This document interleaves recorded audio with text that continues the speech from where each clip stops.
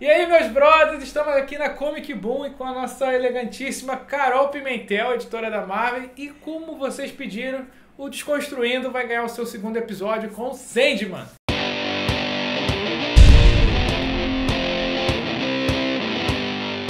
Bom, não precisa de apresentação de Carol Pimentel aqui no Distopia, muito menos da loja Comic Boom, vai ter as informações aqui embaixo.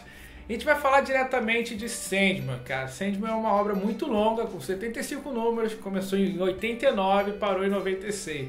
Ou seja, não tem como a gente falar de tudo pra vocês. Então a gente vai falar basicamente do primeiro capítulo. Exato.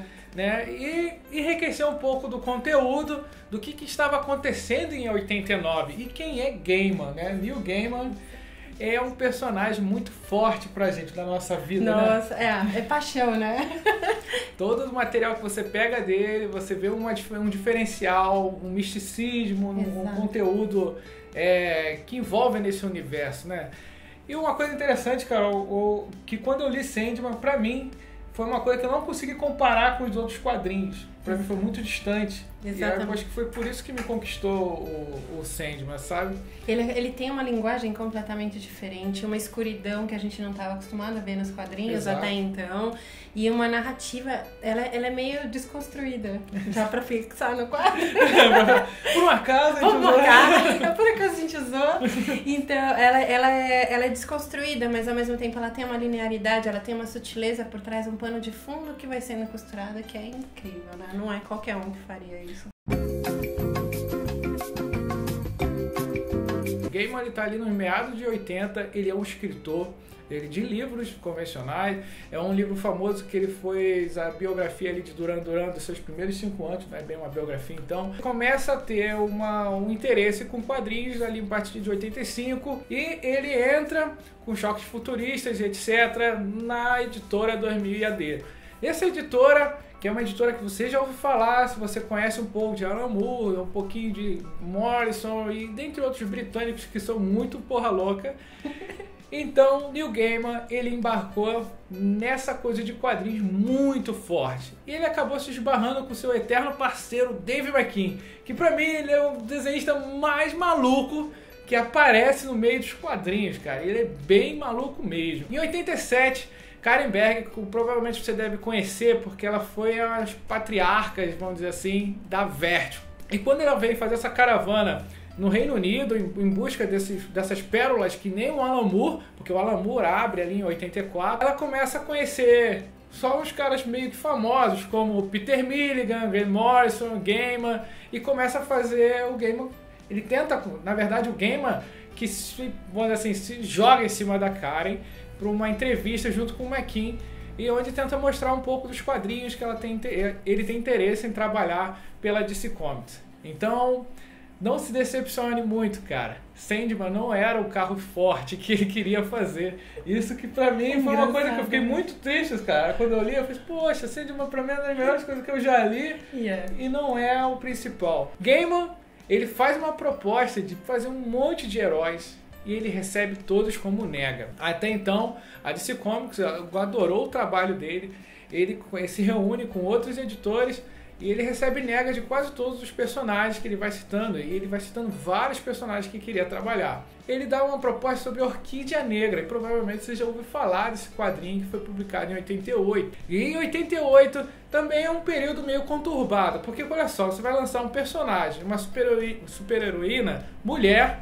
ou seja, que naquela época não tinha uma força muito grande, as vendas eram baixas e ele não tinha expressão nenhuma, nenhum nome.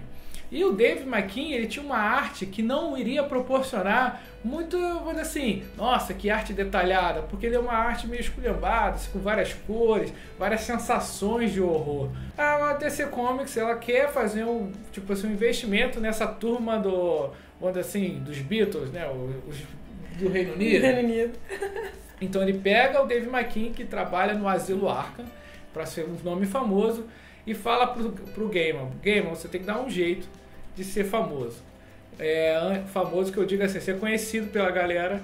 E ele tem uma ideia de, em vez de 89, como todo mundo fala que o Sandman foi publicado, ele traz em 88, em outubro de 88, o Sandman como um quadrinho de horror. E chegamos aqui ao Sandman, onde a gente vai começar a falar sobre esse personagem sensacional que a gente é apaixonado. Então vamos assim, começar pela capa mesmo, a gente conta um pedacinho aí da... Eu lembro dos primeiros volumes, aqueles pequenininhos lançados pela Conrad, e eles vinham com algumas histórias, assim, algumas narrativas dentro, contando os bastidores de como tinha sido produzido, o que eles faziam. E eu lembro que na capa me chamou a atenção umas coisinhas que eram colocadas em umas caixas de madeira na lateral. E aquilo eu fiquei curiosa, mas assim, e ao mesmo tempo assustada, porque era cabeça de boneca, tenho pavor de boneca. E eu sempre achei muito bizarro essas coisas, e eu lembro de ter uma explicação, assim, dele ir em mercados, uns mercados de antiguidade, tipo Feirinha da Teodora, essas coisas, e ficar garimbando material desse tipo. E ele colecionava simplesmente por colecionar mesmo. Então as coisas ficavam numa estante da casa dele. E ele teve essa sacada de colocar na capa. Os objetos foram meticulosamente escolhidos de acordo com o que ele ia apresentar em cada um das histórias. Então, tinha o segundo, se não me engano, tinha um monte de faces, assim, porque ele ia tratar dessa transformação do ser humano, dessa animalidade. Então, as faces mudavam e tinham um tom mais animalesco. E aí, assim por diante. Então, vocês podem dar uma olhada, já dar uma conferida aí. Tem duas curiosidades sobre as capas de Sandman, né? Uma porque era a ligação que o Gaiman tinha com o Dave McKean, né? Porque é uma criação, vamos dizer assim, não que em conjunta, mas era uma ligação que os dois vieram junto e tinha, ele fala, pô, a arte dessa na capa vai proporcionar o horror, porque o tema é de horror, vamos dizer assim, naquela época era classificado como horror. E a segunda curiosidade, a arte ela não era do personagem. Exato. Né? Naquela época, principalmente naquela época, hoje ainda é assim os quadrinhos de super-herói. No quadrinho do super-herói sempre apareceu o super-herói e o título em cima. Então repare nos quadrinhos de super-herói que você tem em casa. E isso é muito da linguagem do que era feito para quadrinho, porque era aquela coisa de fixar a imagem e o texto para criança. Então era um material produzido para criança. Como é que você fixa? Repetindo. Criança, repetição. Então esse aqui é o Superman e tá aqui o Superman.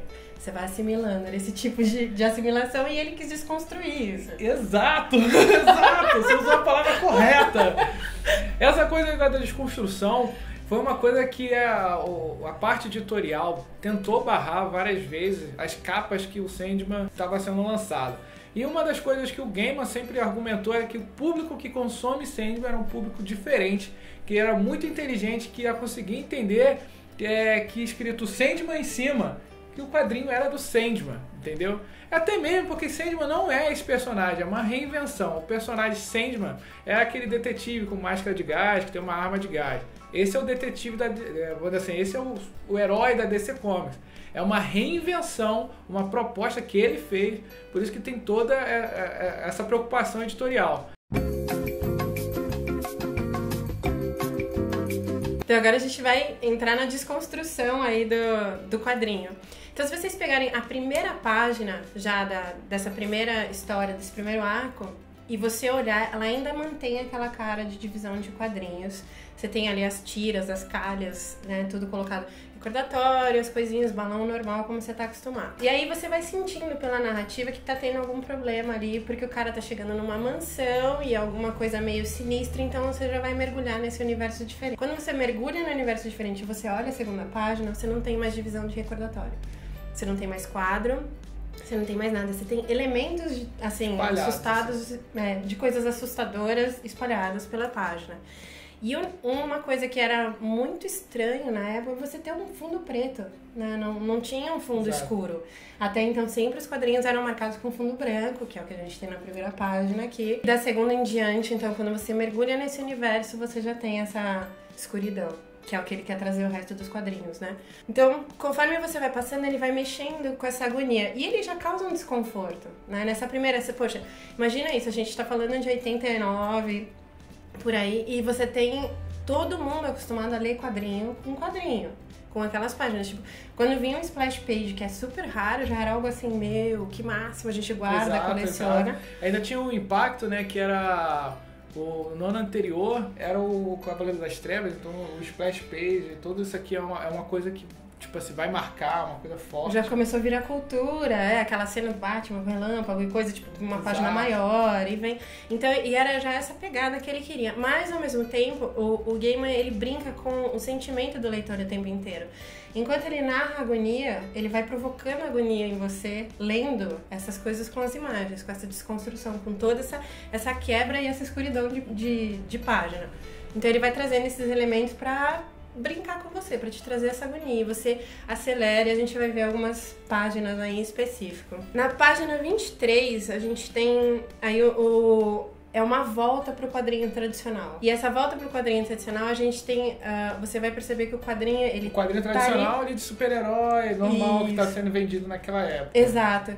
E assim, existe uma linguagem dos quadrinhos que a gente chama, quanto maior o quadro que você tá vendo, maior o espaço de tempo que tá passando naquela cena. Quanto menor, mais espremido o quadro que você tem, mais rápido tá passando a ação. Então essa é a leitura que o Gaiman quer te dar. E nessa página ele começa a espremer um pouco os quadros, que é pra você acelerar o ritmo de leitura e você começar a ter essa sensação de agonia. Então, você tá desconstruindo o Watchmen, né, o primeiro episódio, a gente frisou bastante isso por causa dos quadros que o Alan Moore usa.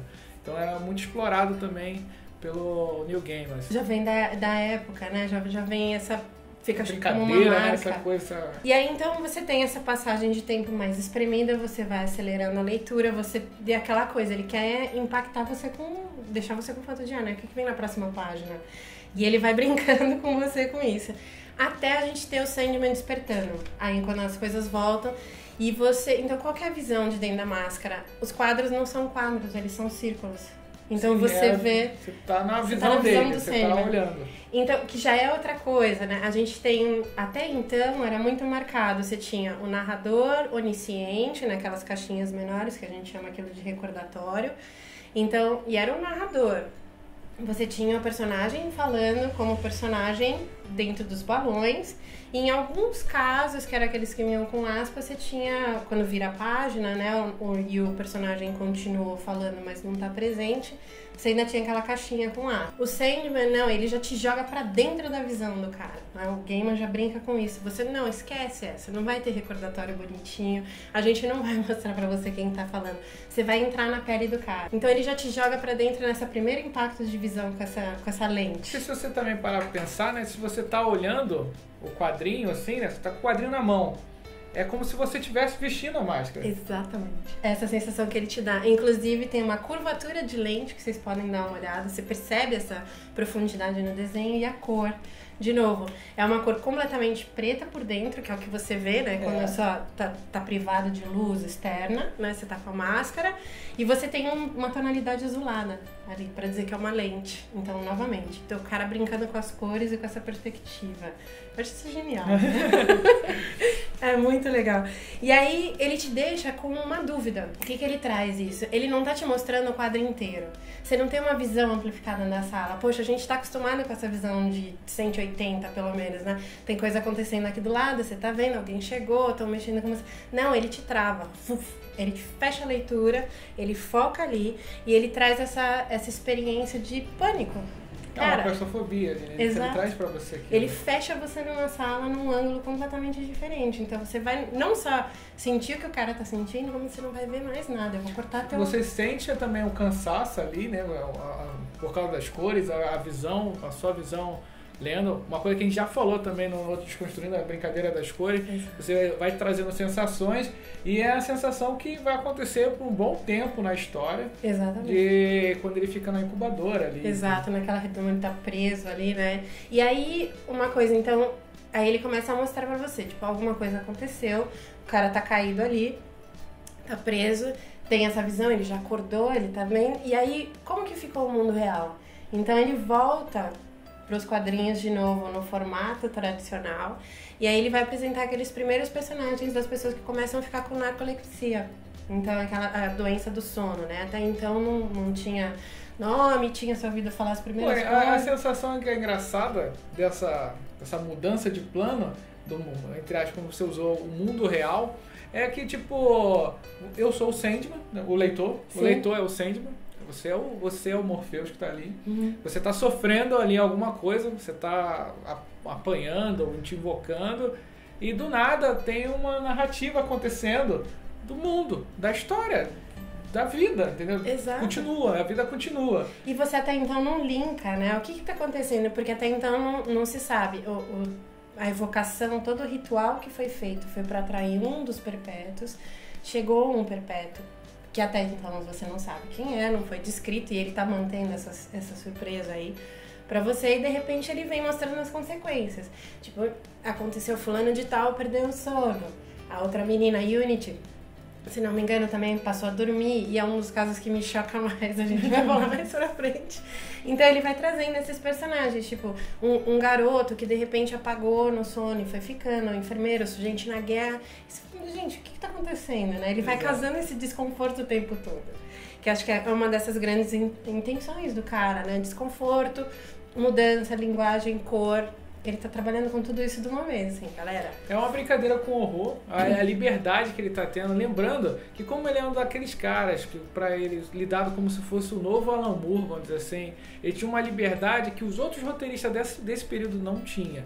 E era até uma reclamação dos roteiristas, né? Porque eles chamavam eles novos Beatles, porque eles estavam chegando e fazendo histórias que todo mundo queria fazer histórias. Exato. Né? Então, não com Sandman que eu digo assim, mas ter essa liberdade criativa que é imensa, cara.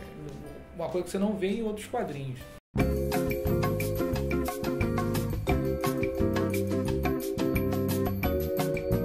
Fala, galera, se vocês ficaram preocupados que a gente tesourou o vídeo de vocês, não criem pânico. Don't panic! Don't panic. Ela vai voltar e a gente vai soltar já já pra vocês a segunda parte de Sandman.